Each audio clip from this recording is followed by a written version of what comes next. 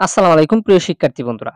আজকে কিন্তু এইচএসসি পরীক্ষা পেঁচানোর দাবিতে বিভিন্ন বোর্ডে কিন্তু আন্দোলন হচ্ছে। দেখো ইতিমধ্যে দ্য ডেইলি ক্যাম্পাস একটি নিউজ প্রকাশ করেছে। দেখো এইচএসসি পেঁচানোর দাবিতে ঢাকা বোর্ডের সামনে বিক্ষোভ।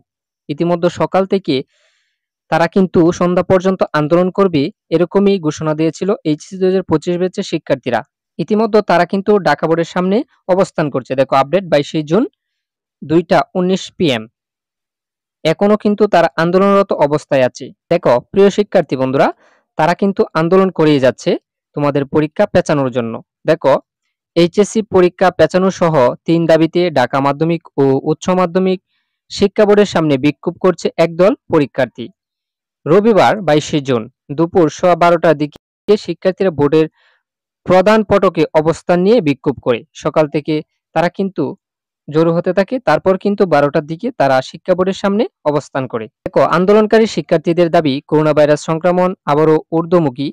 অনেক শিক্ষার্থী ও তাদের পরিবারের সদস্য এরই মধ্যে আক্রান্ত হয়েছে। এই পরিস্থিতিতে তারা প্রস্তুতি নিতে পারছে না।